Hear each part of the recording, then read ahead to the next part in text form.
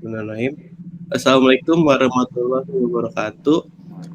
Perkenalkan, kita di sini akan menjelaskan tentang project quality control berbasis web pada laptop, yaitu adalah untuk memenuhi UAS mata kuliah manajemen proyek teknologi informasi. Oke, next. Ya, di sini anggota kelompok kami ada 3 orang. Yang pertama itu ada Iksan Setiawan, yang kedua ada Anggi Ferdian Singgih, dan yang terakhir adalah saya sendiri, Alfian Renaldi. Next.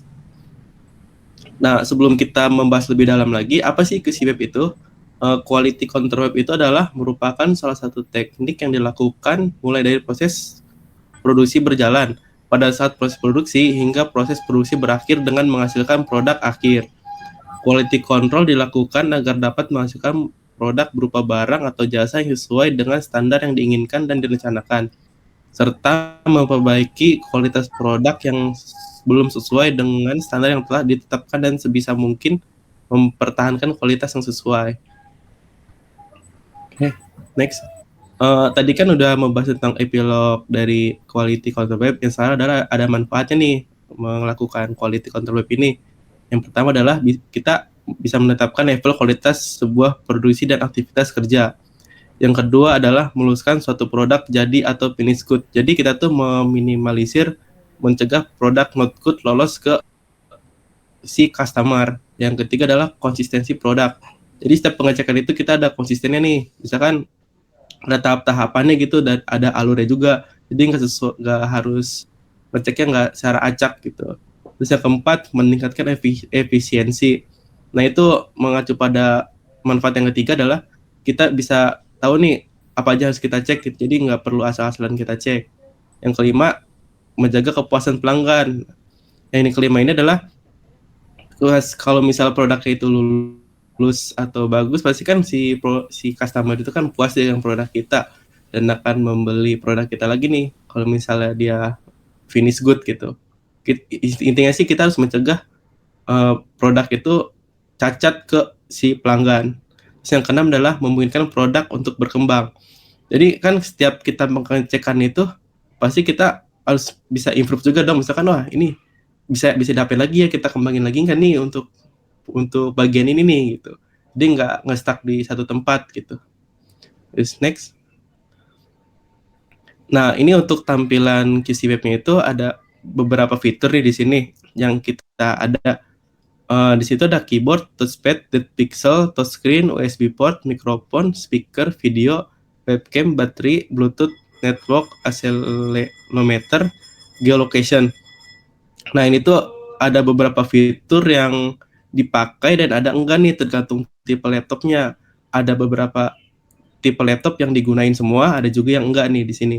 Nah untuk kasus yang kita akan bedah ini adalah kita akan membahas tentang keyboard, touchpad, depth pixel, touchscreen, mikrofon, speaker, sama video nih. Dan untuk fitur-fitur yang lainnya enggak kita gunain nih dalam kasus ini. Oke, sekian dulu.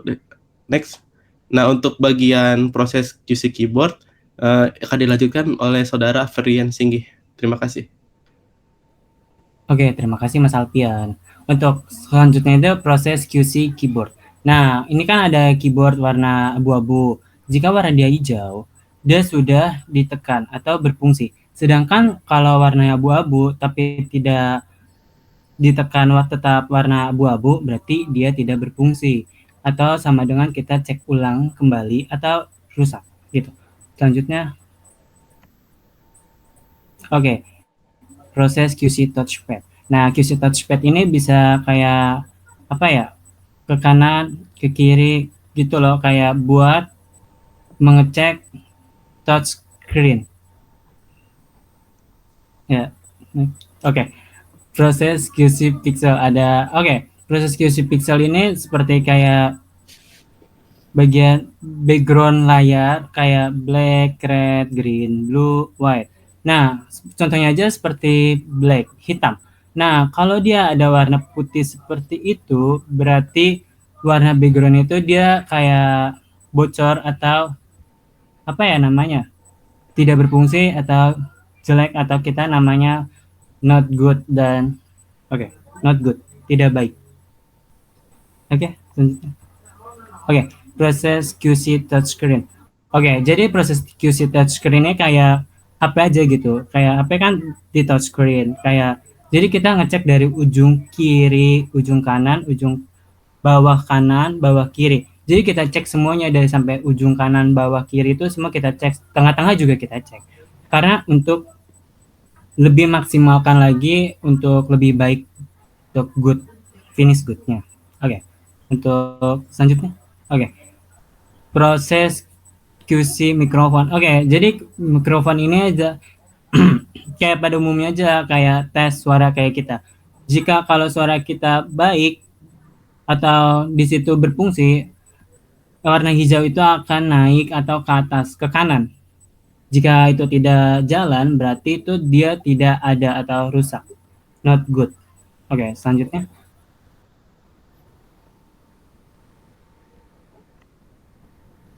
Oke, selanjutnya akan dibahas oleh Mas Iksan Setiawan. Terima kasih. Ya, terima kasih untuk Mas Alfian dan terima kasih juga untuk Mas Ferdian Cindy. Selanjutnya saya akan melanjutkan di proses QC speaker. Nah, pada proses QC speaker ini kita bisa lihat sendiri saat kita memutar audio. Nah, di situ kan ada bar audio ya di bawah ini. Di bawah itu tuh tandanya musik sudah berjalan. Nah, nanti kalau misalkan speakernya itu mengeluarkan suara, berarti itu barang bagus dan berfungsi semestinya. Nah, jika barnya sudah jalan tetapi suara belum keluar, berarti ada bermasalah pada speakernya. Nanti kita akan NG ulang atau kita ganti ulang speakernya.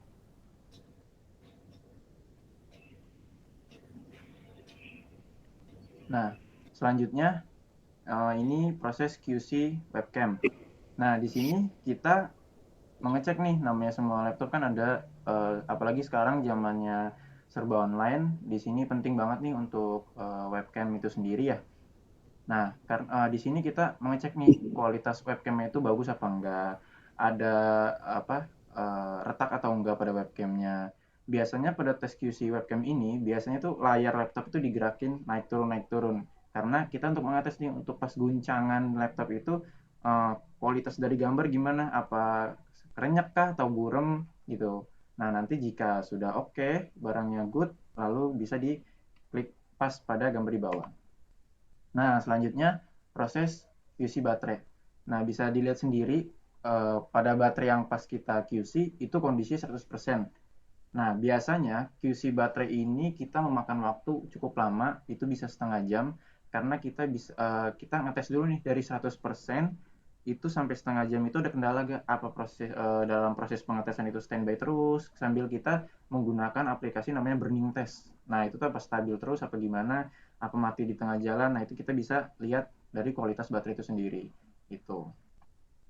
Nah, setelah proses itu semua dilewati dan benar tadi kata Mas Alfian, karena semua tipe dan series laptop itu berbeda, ya kan? Ada yang bisa touchpad, ada yang bisa pakai Bluetooth, ada yang bisa enggak gitu kan? Karena series laptop itu berbeda-beda. Nah, setelah proses QC itu berjalan, nah kita tuh bakal input nih, setiap produk pasti kan ada serial number-nya. Nah, kita input untuk masuk ke database gitu. Apa saja yang dites tadi, karena yang tadi sebelumnya itu kita tes dari awal sampai akhir, itu tuh sudah kerekam dan record di aplikasi QC web tersebut. Lalu kita masukkan SN dari unit tersebut, nanti akan simpan ke database gitu. Jadi di database itu bisa kelihatan tuh untuk produk ini keyboard oke, speaker oke, webcam oke gitu. Jadi untuk para R&D itu bisa mengecek barangnya apa nih kebanyakannya yang not good gitu, dan apa yang barangnya kebanyakan finish good. Biasanya sih dilihat yang not good untuk evaluasi para R&D gitu. Oke, selanjutnya. Nah, estimasi waktu proses QC web. Nah, kita bisa lihat nih teman-teman semua. eh, ini untuk tanggal kita ini ya, perumpamaan gitu. Nah, QC keyboard itu biasanya butuh 5 menit karena kita tuh bisa mengulang-ulang terus selama 10 kali mengulang-ulang keyboard terus itu barangnya keyboardnya itu hijau semua gitu, itu 5 menit. Nah, touchpad juga sama, dicoba-coba diulang-ulang, itu sampai 5 menit. Nah, QC Pixel itu memakan waktu 10 menit, karena dicoba warna-warna tadi yang telah dijelaskan oleh Mas Ferdian Singgi, dicoba hitam, merah, biru, nah itu dicoba hijau, itu dicoba satu-satu dan secara mendetail apakah ada yang bocor pada LCD-nya apa enggak. Nah, yang kedua itu touchscreen. Touchscreen itu 15 menit sendiri prosesnya. Karena full satu layar biasanya itu kita yang diproduksi itu 14 inci, itu satu demi satu inci per layar dicoba untuk touchscreen-nya. Dicoba ulang mungkin selama 5 kali. Dicoba ulang per inci. Semuanya dari sudut ke ujung, semuanya dari tengah. Itu makanya memakan waktu 15 menit. Nah, tes QC mikrofon dicoba itu memakan waktu 10 menit. Dicoba terus-terusan apakah si mikrofon itu berfungsi dengan baik. Lalu lanjut ke QC speaker yang tadi sudah saya jelaskan sendiri itu. Kita standby-in itu 15 menit dengan volume yang berbeda-beda biasanya. Itu. Apakah dia lompat volumenya dari 20 langsung ke 50 apa gimana, itu biasanya dites dalam waktu 15 menit. Lalu QC webcam yang tadi saya jelaskan, naik turun kamera itu membutuhkan 5 menit. Dan QC baterai sendiri yang tadi saya jelaskan memakan setengah jam sendiri untuk mengetes kualitas baterai itu sendiri. Lalu input SN itu memakan waktu 5 menit. Itu tergantung koneksinya itu sendiri untuk mengakses dan untuk masuk ke server DOM-nya itu sendiri. Okay. Itu penjelasan dari kelompok kami, dari Mas Alfian dan Mas Ferdian Singgi. Terima kasih untuk teman-teman sudah menonton video kami. Dan ini ada satu kata yang kita ucapkan bareng-bareng. Udah siap semua Mas Alfian, Mas Ferdian? Siap. Oke. Mas Ferdian Singgi? Oke, siap. Udah, ya. Saya hitung ya. Oke. Ya, 1, 2, Ya. 3. Kami bangga menjadi mahasiswa STEMI Bani Saleh. STEMI Bani Saleh. Ya. Terima kasih. Saya tutup. Assalamualaikum warahmatullahi wabarakatuh.